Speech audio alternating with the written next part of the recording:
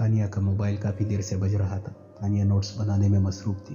Mobile पर नज़र पड़ी तो स्क्रीन पर अशगर का नाम जगमगा रहा था। लो, तानिया ने कॉल रिसीव की। कैसी हैं आप तानिया? अशगर ने कॉल उठाने पर शुक्र अदा किया और खैरियत पूछी। मैं ठीक हूँ, आप कैसे हैं? तानिया ने झिझकते हुए उसकी खैरियत पूछी। उस दिन बड़ी दिल गिरफ्तार होकर उसने अशगर को किस्सा ख़त्म करने का कह दिया था, मगर खुद इस किस्से को दिल से ख़त्म नहीं कर सकी थी।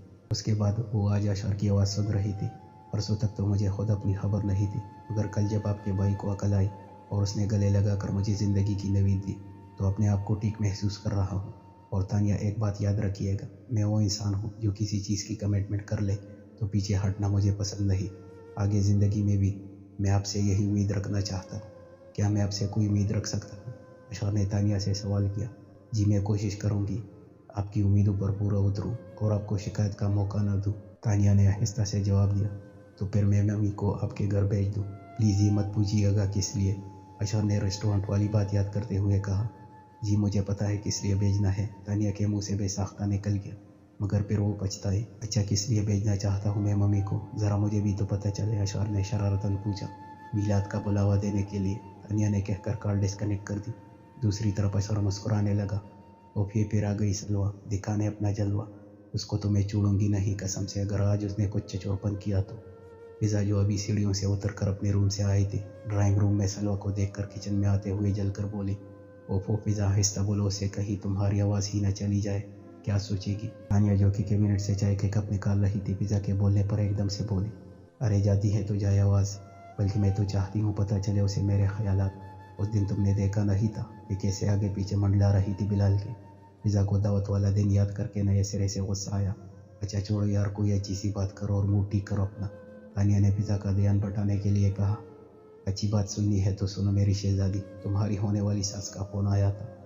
बहुत जल्द रिश्ता लेकर आ रही है वो अशगर भाई का तुम्हारे लिए। फिज़ा ने तानिया के बाजू पर अपना कंधा टकराते हुए कहा।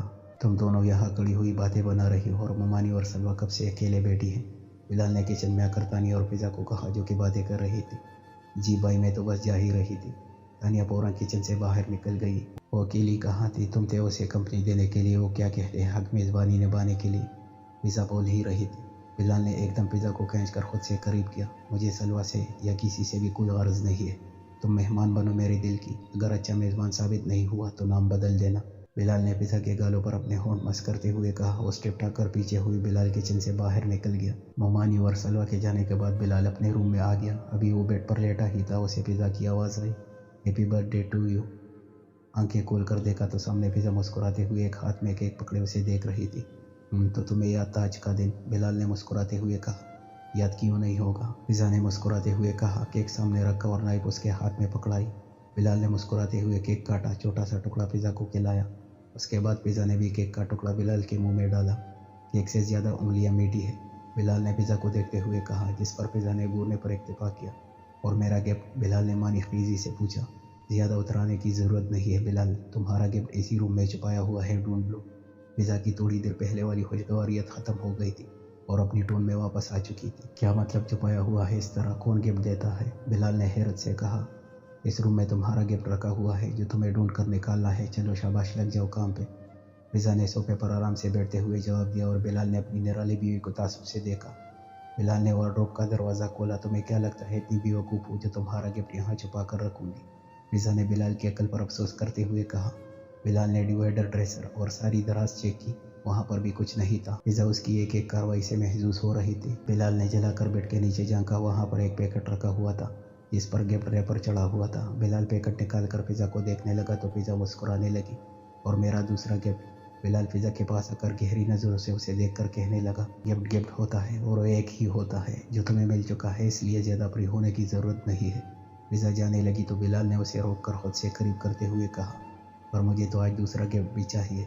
बिलाल उसको बाहों में लेते हुए बोला। बिलाल, तुम ओवर हो रहे हो। फिज़ा ने उसे दूर हटाना चाहा।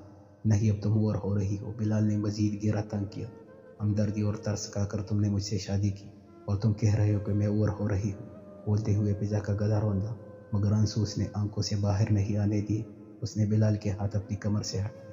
क्यों कहूँगा मैं तुम पर तरस, अपाहज हो तुम, लंगड़ी लोली हो जो तुम पर तरस खाए जाए या हमदर्दी की जाए।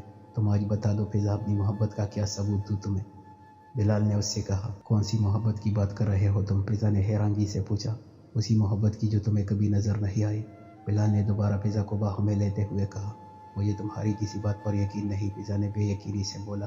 ठीक है, फिर तो तुम्हें मुझे एक मौका देना चाहिए ताकि मैं अपनी मोहब्बत का तुम्हें यकीन दिला सकूं। वैसे भी मेरे जज्बों की सच्चाई का अंदाज़ा तुम इस वक्त इस बात से लगा लो कि तुम मेरी बीवी बनकर मेरे सामने खड़ी हो। पिज़ा अपने दिल से बगावत करके बिलाल की मोहब्बत पर ईमान ले आई। खुला लेने का शौक चढ़ा हुआ है तुम्हें, खुला चाहिए तुम्हें मुझसे, जवाब दो। घर पहुंचते ही ज़ैन ने अपना आप किया हुआ मोबाइल खोला और हूर का बाजू अपने हाथ में जकड़ते हुए बोला, तुम्हें लगता है शा कि मैं तुमसे खुला ले सकती हूँ? हूर ने अफसोस से उसको देखते हुए कहा। फिर वहाँ पर यह सब क्या ड्रामा हुआ था? ज़ैन ने हूर की कमर के गिर्द बाजू हायल करते हुए कहा, जिसमें नरमी की बजाय सख्ती थी। तुम मुझ पर शक कर रहे हो शाह? हूर ने आंखों में शिकवा लिए हुए उससे कहा। और तुम क्या कर रही थी कल रात? जवाब दो। ज़ैन ने सख्ती दिखाते हुए उसको मजीद अपने से करीब किया। बात मत करो मुझसे इस मौजू पर, तुम बहुत बुरे हो, हूर ने उसके हाथ झटकते हुए कहा और आंखों में एकदम आए हुए आंसू साफ किए ज़ैन उसको देखता रहा। हूर यहाँ देखो मेरी तरफ। ज़ैन ने दोनों हाथों का प्याला बनाकर हूर के चेहरे का रुख अपनी तरफ किया। बस इतना यकीन है तुम्हें अपने शाह पर? ज़ैन संजीदगी से हूर से पूछ रहा था। अब उसके लहजे में हल्की सी भी गुस्से की रमक नहीं थी। तो फिर क्यों मौजूद थे तुम वहाँ पर तानिया के साथ? वो अब मुंह बनाकर उससे पूछ रही थी। इस तरह से वो ज़ैन को बिल्कुल बचपन वाली परी लगी। तानिया ने अशहर के लिए इनकार कर दिया था, वही उसको समझाने के लिए लेकर गया था। ज़ैन ने हूर को बाहों में लेते हुए कहा, क्या अशहर भाई और तानिया?